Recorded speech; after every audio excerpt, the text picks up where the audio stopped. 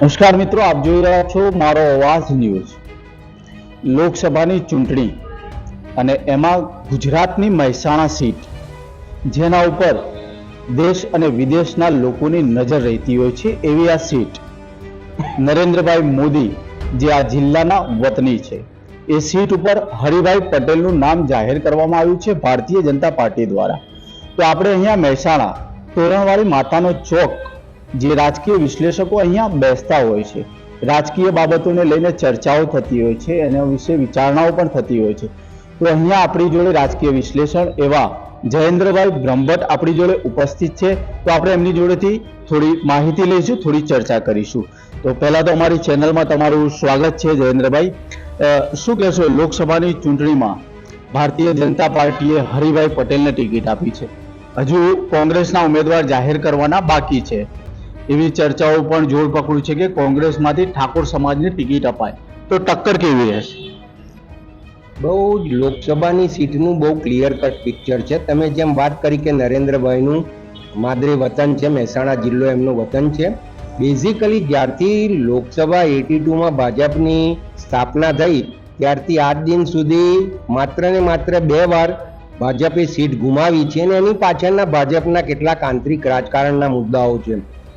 Second thing એ આવે છે કે કોંગ્રેસમાંથી ઉમેદવાર તરીકે ઠાકોર સમાજના પ્રતિનિધિનું નામ ચાલે છે। સ્વાભાવિક છે, રાજકીય ઘડિયાળોમાં ઘણા બધા સામાજિક નેતાઓની કામગીરીને ધ્યાનમાં લઈને ટિકિટ માટે એમનું નામ ચાલતું હોય, પણ જ્યારે બનાસકાંઠા અને પાટણ બે લોકસભા સીટ પર ઠાકોર સમાજનો ઉમેદવાર કોંગ્રેસમાંથી પ્રતિનિધિ તરીકે ચૂંટણી લડતો હોય, ત્યારે સ્વાભાવિક છે કે મહેસાણા સીટ એ પાટીદારોની સીટ છે। દરેક વખતે પાટીદાર ઉમેદવાર જીતતો આવ્યો છે। કોંગ્રેસમાંથી પણ 2 જ પાટીદાર ઉમેદવાર આત્મારામભાઈ પટેલ અને જીવાભાઈ પટેલ બંને નીતિનભાઈની સામે કે ડૉક્ટર એ.કે. પટેલની સામે જીતી ગયેલા। એનું કારણ એ હતું કે પાટીદાર મતનું વિભાજન થતું હતું, અને એને લઈને એક વાત નક્કી થતી હતી કે જે કોંગ્રેસના કમિટેડ વોટર્સ છે, કોંગ્રેસ પ્રત્યે જે લોકો વોટ આપનારા છે, એ લોકો કોંગ્રેસને આપવાના, અને પાટીદાર વોટિંગનું થોડું શેરિંગ થતું હતું। એ શેરિંગનો બેનિફિટ કોંગ્રેસને મળ્યો, અને એના કારણે 2 વાર જીત્યા। એની પાછળ ભાજપનું બી આંતરિક રાજકારણ હતું, નેતાઓની કેટલીક નબળાઈઓ હતી, અને એ બધી જ વસ્તુ ધ્યાનમાં લઈને લોકોએ ઘણીવાર કેવું થાય છે કે ડૉક્ટર એ.કે. પટેલ માટે એન્ટી ઇન્કમ્બન્સી આવી ગઈ। આત્મારામભાઈ પટેલ જેવા સહકારી આગેવાન હતા, એટલે આત્મારામ કાકાની જીત થઈ। અને નીતિનભાઈના માટે એમનો સ્વભાવ એ સમયે તો બહુ જ આકરો હતો, બોલવામાં બી બહુ થોડી એમની વાણી વિલાસ થોડો વધારે થઈ જતો હતો, અને એ પછી એમને સુધારો બી કર્યો, રાજકારણમાં ફરી એક્ટિવ બી થઈ ગયા। પણ બેઝિકલી એવું થાય છે કે ચૂંટણીમાં પ્રજા ઉમેદવારને બધી જ રીતે જુએ છે, ત્યારબાદ જ નક્કી કરીને વોટ આપે છે। મહેસાણા જિલ્લાની માટે એક વાત એવી થઈ ગઈ છે કે મહેસાણા જિલ્લો લેબોરેટરી એટલે જ કહેવાય છે કે અહીંયા જે આવે છે એ દેશમાં કે ગુજરાતમાં અન્ય જગાએ પરિણામની અસર થાય છે। અને જ્યારે માદરે વતન પીએમનું હોય, વડાપ્રધાનનું હોય, અમિતભાઈનું જૂનો મહેસાણા જિલ્લો કહેવાય। માણસા ભલે અત્યારે ગાંધીનગરમાં ગયું, પણ મૂળ એમની જ્યારે રાજકીય કારકિર્દી શરૂ થઈ ત્યારે મહેસાણા જિલ્લાના જ વતની કહેવાતા હતા। અને આ બધા કારણોને લઈને દરેક વ્યક્તિ એવું માને કે ગમે તેમ તો મારો મહેસાણાનો વડાપ્રધાન થાય છે, અને એનો જીતે છે। XYZ ઉમેદવાર આવે, પાટીદાર ઉમેદવાર આવે તોય જીતે છે, નોન પાટીદાર આવે ભાજપમાંથી તોય જીતે છે, અને એનો ફાયદો ભાજપ। તો આપે કહ્યું કે અહીંયા કોઈ પણ ઉમેદવાર બીજેપીમાંથી ઊભો રહે તો વિન થાય જ છે, પરંતુ કેટલાક રાજકીય બનાવો એવા બન્યા। તાજેતરમાં નીતિન કાકાએ કટાક્ષમાં કંઈ કહ્યું, કટાક્ષ કરી જાહેરમાં સભામાં, તો એ બાબતે શું કહેવું થાય? નીતિનભાઈ છે ને એક્શન અમે રિએક્શન ક્વિક આપે છે, અને એમને જે રિએક્શન આપ્યું છે એ માત્ર ને માત્ર કડીના પૂરતું છે। કડીનું રાજકારણ કેટલાક કારણોથી હમણાં બગડી ગયું છે, એમાં ધારાસભ્ય સાથેના એમના જે વિવાદ થયા છે એ કરશનભાઈ જાતે બોલ્યા છે, એટલે વધારે કંઈ મારે કહેવું નથી। પણ થાય છે એવું કે નીતિનભાઈને તમે તરત કોઈ એમની દુખતી નસ દબાવે તો તરત એનું રિએક્શન આપી દે છે, અને એટલું એમનું નબળાઈ ગણો તો નબળાઈ, કે ક્યાં તો એમની એટલી બહાદુરી ગણો, જે ગણો રાજકીય રીતે ઘણા બધા એના અસરો બી થાય છે, અને ઘણી બધી વસ્તુ એને કહેવાય છે। પણ નીતિનભાઈએ આ વસ્તુ કરી છે, એના કારણે બીજું કોઈ જગ્યાએ એની અસર નથી. પાટીદાર સમાજ બહુ જ હોશિયાર છે, મહેસાણા જિલ્લાનો, સમગ્ર ગુજરાતનો. એટલે જે થશે એ બહુ જ વિચારીને થશે. એમાં ચૂંટણી પર એની કોઈ અસર નહીં થાય. ચૂંટણી પર અસર ત્યારે જ થાય કે જ્યારે કોઈક મોટો વિવાદ કોઈક ઊભો થયો હોય. બાકી મહેસાણામાં એ શક્ય નથી હવે. નીતિન કાકાએ પોતાની ઉમેદવારી માટે જે દાવેદારી કરી હતી એ પણ એમને પરત ખેંચી. શું એમાં લાગે છે કે કોઈ દબાણ હોય કે એવું કંઈ? નીતિનભાઈ એક પાટીદાર સમાજના નેતા તરીકે મહેસાણા જિલ્લામાં કે ભાજપમાં એસ્ટાબ્લિશ થઈ ગયા છે. પણ એવું છે કે તમે સતત 20 વર્ષ, 25 વર્ષ, 30 વર્ષ સુધી કોઈ પણ સત્તા પર રહ્યા હોય, ધારાસભ્ય, સંસદ સભ્ય કે જે સંગઠનમાં રહ્યા હોય, ત્યાર પછી પરિસ્થિતિ એવી આવે છે કે પાર્ટી સેકન્ડ કેડર તૈયાર કરે. હરિભાઈ કઈ નીતિનભાઈની કમ્પેરિઝનના કે અન્ય જે દાવેદારો હતા એ કેડરના કાર્યકર્તા નથી.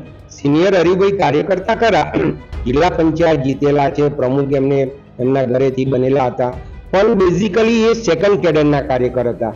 મહેસાણામાં આવનારા દિવસોમાં બીજી કેડરના કાર્યકર્તાઓ તૈયાર કરવાની એક પરંપરા શરૂ થઈ છે. એનો બીજો દાખલો આપણે મયંક નાયકનો જુઓ.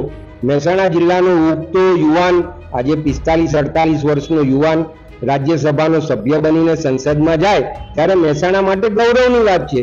ભાજપ આ વસ્તુ વિચારી રહી છે કે 5 વર્ષ પછી, 10 વર્ષ પછી કયા વ્યક્તિને કેટલો ઉપયોગ કરવો, એ ભાજપના કેટલા બેનિફિટમાં રહેશે. એના આ બે દાખલા આપણે રાજકારણમાં હું જોઈ રહ્યો છું. આ સાથે એક લોકોના મુખે એવું ચર્ચાય છે કે એજ્યુકેશનમાં લોકો એવું પણ કહી રહ્યા છે કે અમુક સ્કૂલોને પ્રાઇવેટીકરણ કરી અને ફી વધારો થયો છે. તો એજ્યુકેશન બાબતે તમારું શું કહેવું થાય? જો શિક્ષણ બાબતે ઘણી બધી વસ્તુ સારી બી છે, એવી ખરાબ બી છે. સારી સંસ્થાઓમાં સારી સગવડ સાથે જવું હોય તો ત્યારે તમારે પડે. સરકારી સ્કૂલમાં જતા હોય કે FRC ના નિયમ મુજબ જ્યાં આગળ જે ફી લેવાતી હોય એમાં જવું હોય તો એમાં એ પ્રમાણે કરવું પડે. જયેન્દ્રભાઈ, આરોગ્યને લઈને શું કહેશો? આરોગ્ય ખાતા વિશે. આરોગ્યમાં તો હવે સરકારે આટલી બધી સ્કીમો આપી છે કે હું એવું માનું છું કે સામાન્ય માણસની બી કોઈ ફરિયાદ નહીં હોય. કેમ કે મા કાર્ડની લિમિટ વધારી આલી, મા કાર્ડની મોટા ભાગના લોકોને સગવડ મળી અને ઘણી બધી હોસ્પિટલોમાં એ લોકો એડ કર્યા, એ લોકો એની સગવડ સ્વીકારી લીધી હોસ્પિટલવાળાએ. એટલે સામાન્ય માણસને જે 5-25 હજારનો બી ખર્ચો થતો હતો એ ખર્ચામાંથી મુક્તિ મળી. એટલે ગરીબ માટે તો બહુ કસ્તુરી સમાન છે અને આશીર્વાદ સમાન છે. એટલે આરોગ્યને લગતી હું એવું માનું છું કે સમગ્ર દેશમાં કોઈ પણ વ્યક્તિને ફરિયાદ નહીં હોય. અમુક લોકો વિરોધ કરે છે કેવું કે નોકરી માટે આત્મનિર્ભર, જે નરેન્દ્ર મોદીએ કહેલું છે કે આત્મનિર્ભર બનો, પરંતુ આત્મનિર્ભરની સાથે MBA BBA કરેલા સારી ક્લાસની અંદર એજ્યુકેશન મેળવેલા લોકો અત્યારે કોઈ જગ્યાએ વિરોધ કરી રહ્યા છે. બેરોજગારી છે, શિક્ષકો માટેની આંદોલનો થતા હોય છે. તો એ બધા માટે શું કહેવું થાય? જુઓ, શિક્ષણની સંખ્યા વધ્યા જ કરવાની છે. કોલેજોનું પ્રમાણ વધી ગઈ, કોલેજોની સંખ્યા વધી, વિદ્યાર્થીઓની સંખ્યા વધી.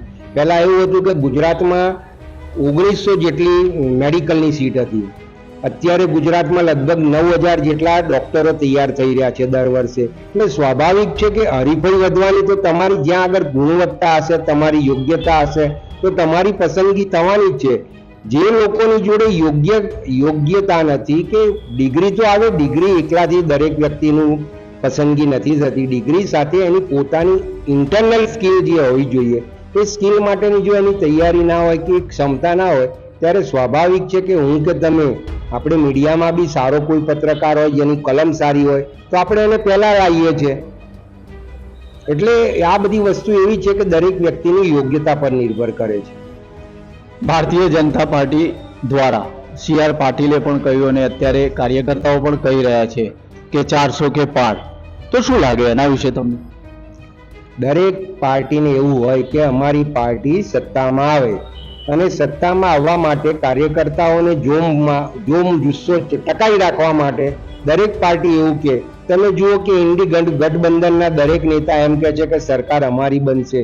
સરકાર કોની બનશે જ્યાં સુધી પરિણામ જાહેર ના થાય ત્યાં સુધી કોઈ ઠોકીને ના કહી શકે. એનું કારણ એટલા માટે કે દરેક જગ્યાએ અલગ દરેક રાજ્યના રાજકીય સમીકરણ અલગ હોય છે. પણ બેઝિકલી એવું થાય કે ભાજપના ડાયનેમિક લીડર તરીકે નરેન્દ્રભાઈ સમગ્ર દેશમાં કે વિશ્વમાં જ્યારે છવાઈ ગયા છે, ત્યારે એવું લાગે કે જે આગળ સત્તા જીતની નજદીક હોય તો ભાજપની સરકાર બને છે એવું ચર્ચા કરી શકે.